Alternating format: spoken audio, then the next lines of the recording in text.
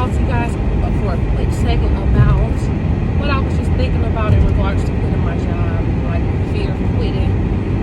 But I relate this time and the feeling I'm feeling now to how I felt when I wanted to stop doing hair, and it was a hard decision too. And I remember talking to one of my clients, her name was Sharon. I love Sharon so much. She was talking to me about how quitting is okay, and that was really all I needed to hear. I had never heard that before.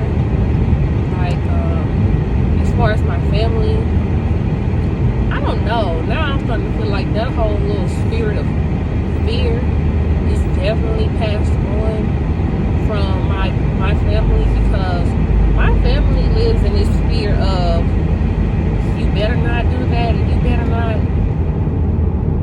let that job go. You need to, when I was doing hair, you need to be doing hair. You have to do hair. What else are you gonna do?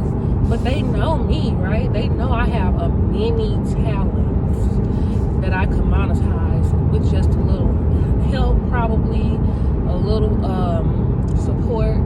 But sometimes you don't get the support, especially from your close family. So that is what it is. I've learned to let that go. But yeah, feeling like right now I have to just take that same advice that my client gave me years ago, that it's okay to quit, it's okay to start over, and it's not the end of the world, and life goes on after that. That's basically what she told me, because I think in my head I did feel like it was the end of the world. I felt like that's all I had. I had identified with it so much, even though I wasn't making really good money from it. And that's a whole nother video I gotta do, talking about why I know I was not succeeding as a hairstylist, even though I was pretty much talented in that arena. Like, I really did some good hair, but I know what it was. And I'll just say this, that it's in regards to self-worth. So then I'll definitely make a video on that soon. But yeah, I have to go back to that place of hearing that it's okay, because when I tell you that starting over, from letting go of being a hairstylist, even though I did it for so long, that was one of the best decisions that I made for myself. Because even though I had some hurdles to jump over after that, I had some very low points, I had some struggles, making that decision. Even though I did have all that, I learned so much. I was able to really reflect on me, like I said, my work, how I was spending my time, and then listening to people. That's one of the biggest lessons that I learned, is stop looking for validation from whoever, be it your family, your mother, your father, your grandparents, your sisters, brothers, cousins, friends, whoever, mentor. I mean, a mentor probably would be different, but whoever, because ultimately it's not up to them. Your life is your life. They have their own lives. They are going to make the best decisions for them. They can't make the best decisions for you. Only you can make the best decisions for yourself. That's very, crucial to understand and to live by.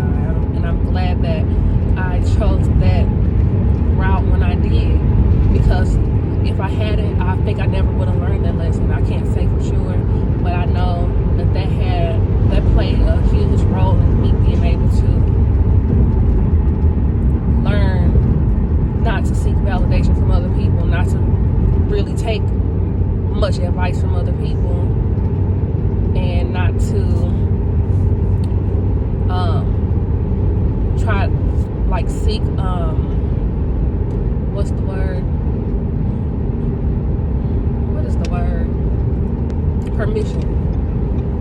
from others. Permission. Stop asking for permission to move on and do things in your life that you feel like is best for you, because they don't see your vision. They don't see what you see for yourself. They don't know your full potential, and a lot of times listening to people will keep you stuck because they can only see you at that limit. Like, they have a limit for you, right where they see you at that time. Probably most people who are, family, loved ones, they have a cap on your abilities, and it's a cap and a ceiling that you probably would never have for yourself. So you even like taking that in, and I talk about this all the time too. Words are spells, so you taking in those words, them even speaking a word on you that is against your vision for yourself, you don't know how that might affect your spirit. Like, it's going to affect you in the spiritual realm. So you won't really see words for real, like actually attacking you in this world, obviously, because it's just words. But in the spiritual realm, you can see, you would be able to see words piercing into the spirit. So when somebody says you can't do something, you shouldn't do something, you won't be able to, that is a pierce and an attack on your spirit, and it can be detrimental to your success. So I'll definitely be making that video soon, like I said, about me leaving that career behind, moving forward without a plan, just like right now. Like, I'm like, I have a plan, and even then I knew I would be okay, but I don't have like a real strong, solid plan. Like, I just know I'm gonna step into making money right away. I don't know that, but I do believe in myself.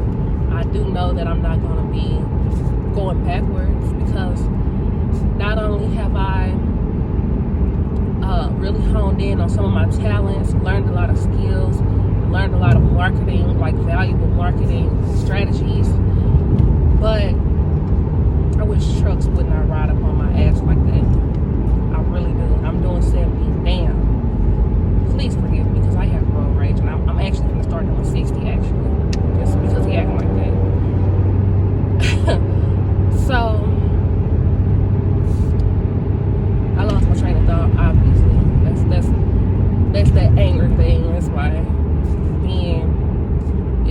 it's really a good thing to have control of your anger. I'll watch this back, and then I'll go back to what I was trying to say.